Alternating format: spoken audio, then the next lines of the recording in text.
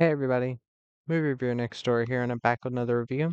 This time I saw, part of it's cut off by the dead pixel on my phone, but Red Right Hand. This is a crime thriller film directed by Esham and Ian Nelms from 2024, and it stars Orlando Bloom, Andy McDowell, Scott Hayes, Chapel Oakes, and Garrett Dillahunt. In this film, Cash is trying to live a quiet, honest life in a small Appalachian town. When a vicious crime boss forces him back into her services, he soon learns he's capable of anything, even killing, to protect his family and his home. So, what did I think of Red Right Hand? Um, I will say straight up, it isn't anything new, but if you're into this genre of this isn't a slow burn crime thriller, it's just kind of a building crime thriller because the ending is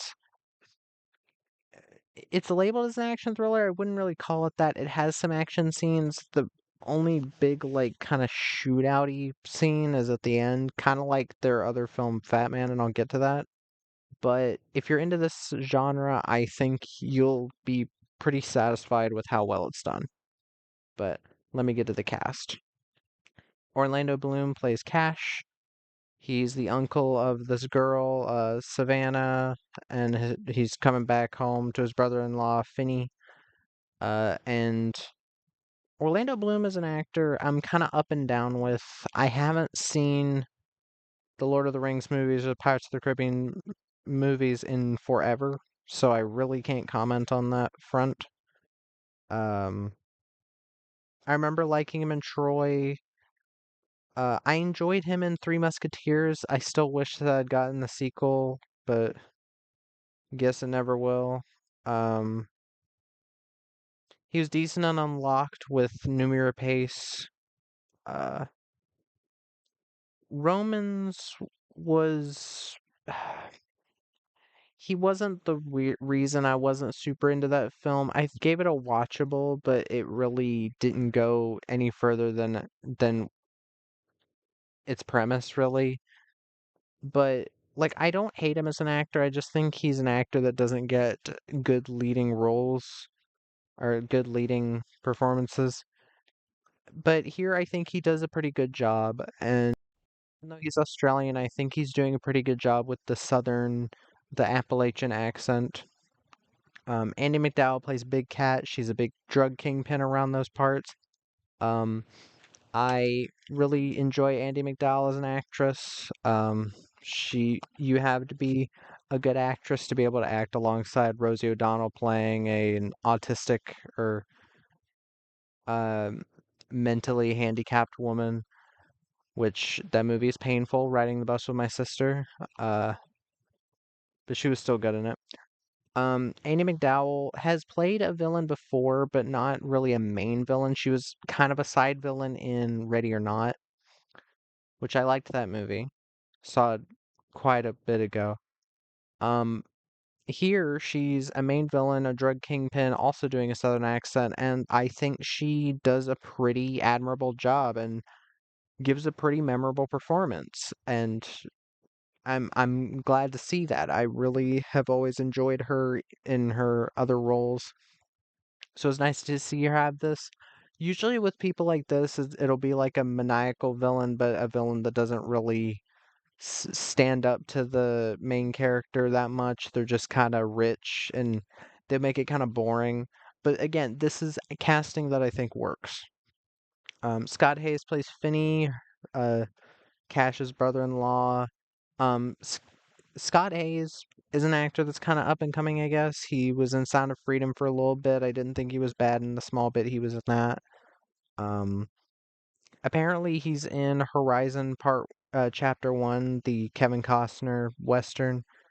Um, he was good in where the hell is it?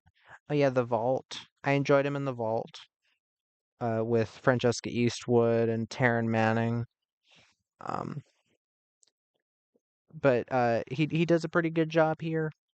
Uh, Chapel Oakes plays Savannah, uh, Finney's daughter.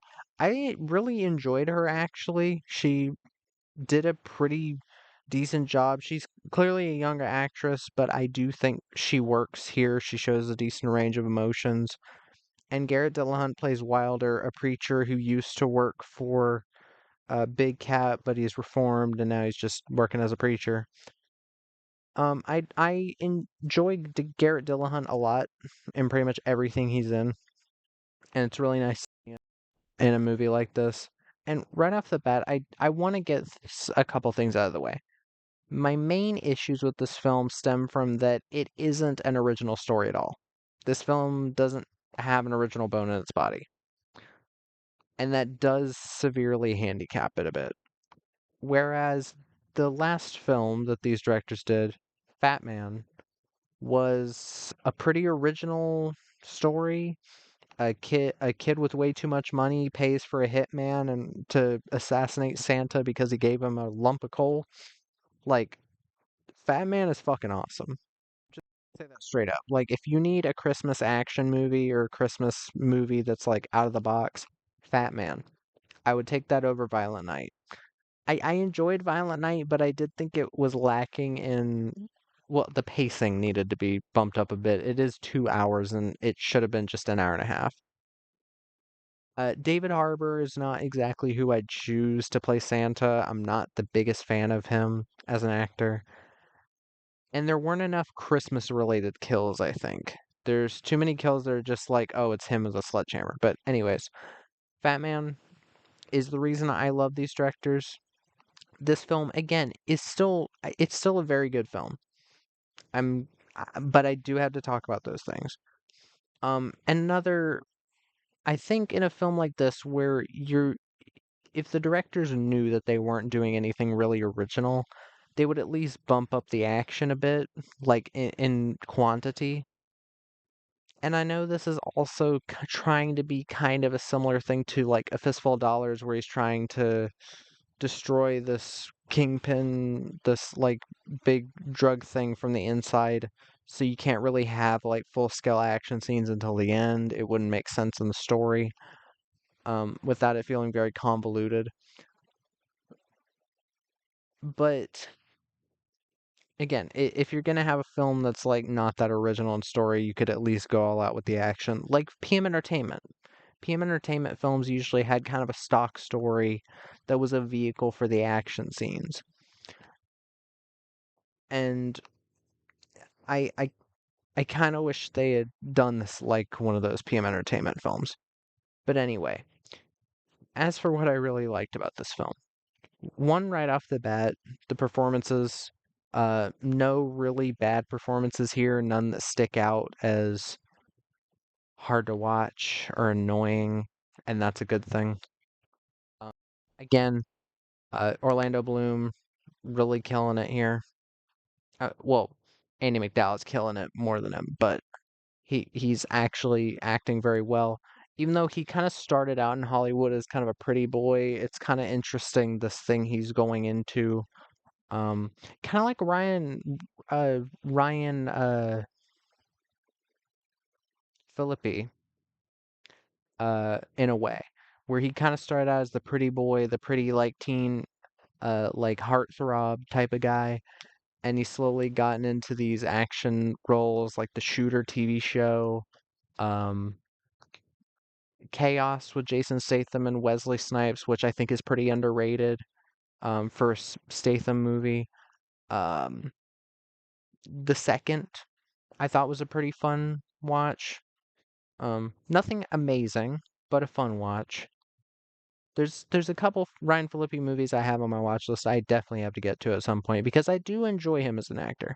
And I do think a kind of similar thing is going on here. I never really loved Ryan Phillippe in anything, acting up until Chaos for me to be like, okay, as the movie goes on, he kind of starts out a bit wonky, but he gets better as the film goes along. And I think it did show that he could act. Oh, Antitrust was kind of one of his more pretty boy era movies, like 2002, something like that. But I still think he did an alright or decent enough job in that film. Very similar thing with Orlando Bloom, starting out as a pretty boy, going into action hero, which again, I don't mind that as a direction for him. Kind of a similar thing they're doing with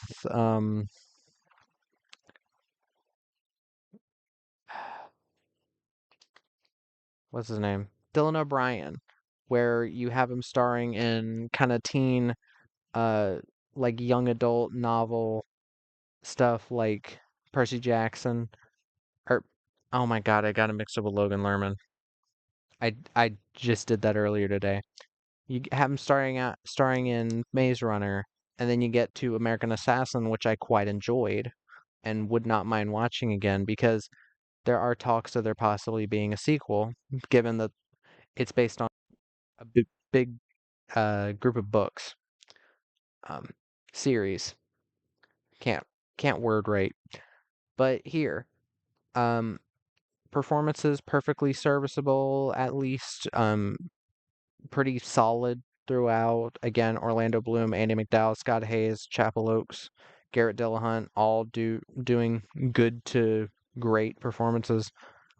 Um, One thing that this film's pacing and action reminded me of, one person, Taylor Sheridan, and that's a good thing.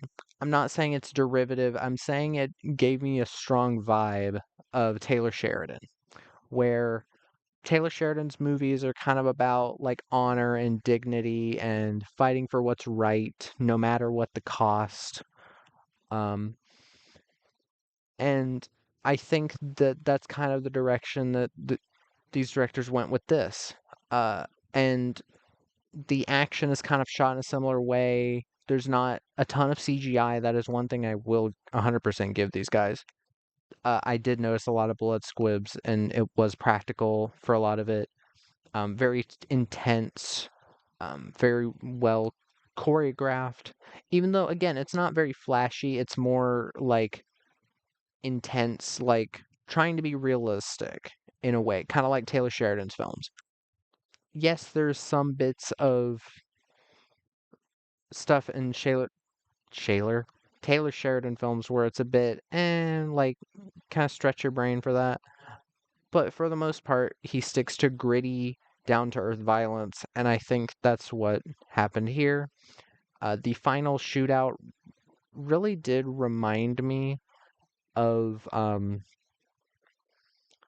the ending of Sicario 2 in a way, and the violence and how it was shot in that, where it's kind of coldly shot, and it does have that kind of what the fuck. It's so well done that it actually like affects you, and you're like, damn, like that's brutal as fuck. Um, there's a bit where a guy gets his legs like hammered, and his fucking like leg bones are sticking up through, and it's just like these directors know how to shoot violence and make it really fucking hurt to look at, and that's a good thing for a film like this. Um, but yeah, uh, but